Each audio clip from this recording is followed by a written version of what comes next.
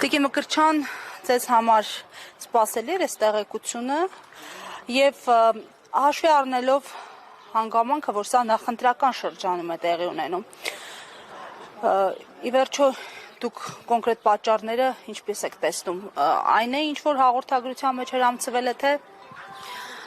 Սպասել էր այնքանով, որ 2018 թվականից Հայաստանի Հանրապետությունը զավթված է, դա նշանակում է Հայաստանի Հանրապետությունում չկա իշխանությունների տարանջատման սկզբունք, չկա արդարադատության համակարգ, կա Նիկոլա Ստրուկ համակարգ, որը հպատակեցվել է պարգևավճարներով, SMS-ներով, թուրք-ադրբեջանական ազդեցության գործակալներով եւ ոչ միայն ազդեցության, այլ ուղիղ գործակալական ցանցի միջոցով։ Մեր պետությունը զավթված է, ինչը նշանակում է, որ Հայաստանի Հանրապետությունում քաղաքացիները չունեն իրավունքներ եւ ազատություններ, եւ այն քաղաքացիները, ովքեր թույլ տվեք այս բառը օգտագործեմ, կհանդգնեն իրացնել այդ իրավունքները, այսինքն ինչ ասել է իրացնել իրավունքը, կխոսեն իրենց երկրում տեղի ունեցողի մասին, կցանկանան ապրել Հայաստանի Հանրապետությունում, կցանկանան պայքարել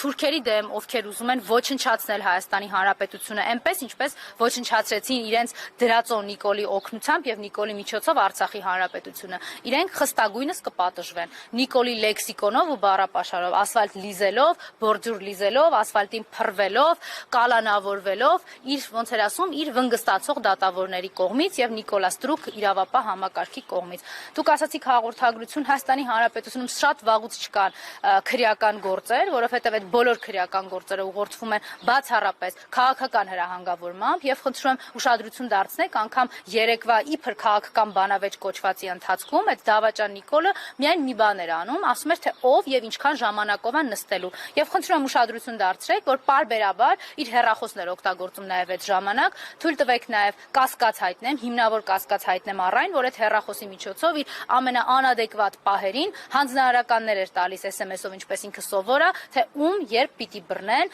եւ ում պիտի ցուցադրական պատժի ենթարկեն, ցույց տալու համար Հայաստանի Հանրապետության քաղաքացիներին, որ հանգիստ վերընկեք տեղները, ձեր պետությունը զավթված է եւ Նիկոլը գնում է ապամոնտաժման Հայաստանի Հանրապետության ապամոնտաժմանը։ Տիկին Մկրտչյան, նախորդին Արմեն Աշոտյանը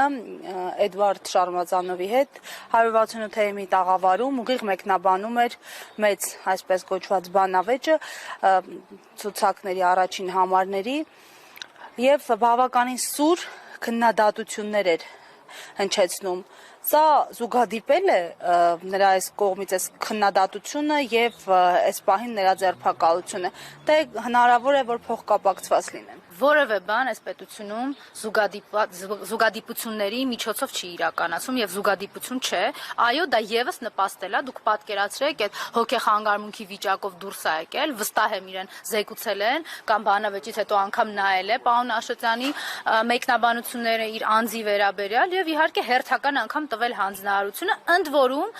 այս անգամ ավելի կատաղի, որովհետեւ ինքը 2 տարի Արմեն Աշոտյանին պահել է ապօրինի կալանքի տակ, 2 տարվա ընթացքում գեթ մեկ վկա, մեկ փաստաթուղթ, մեկ կիսա ապացույց ուղակի կամ անուղակի, ինչպես ուզում եք ձևակերպեք, չի հայտնաբերվել Արմեն Աշոտյանի դեմ, չկա այդ օբյեկտիվ իրականության մեջ Արմեն Աշոտյանի դեմ նախորդ գործով որևէ ապացույց եւ 2 տարի նստացրեցին այդ մարդուն, հետո ասեցին դե կարող ես գնալ տուն։ Հիմա ցույց են տալիս մեր հասարակ Արմեն Աշոտյանի նկատմամբ, Հանրապետական կուսակցության այլ անդամների նկատմամբ քաղաքական հետապնդումներ եւ թույլ տվեք ես ընդհանրացնեմ ասելով, որ բոլոր ընդդիմադիրների ու ոչ միայն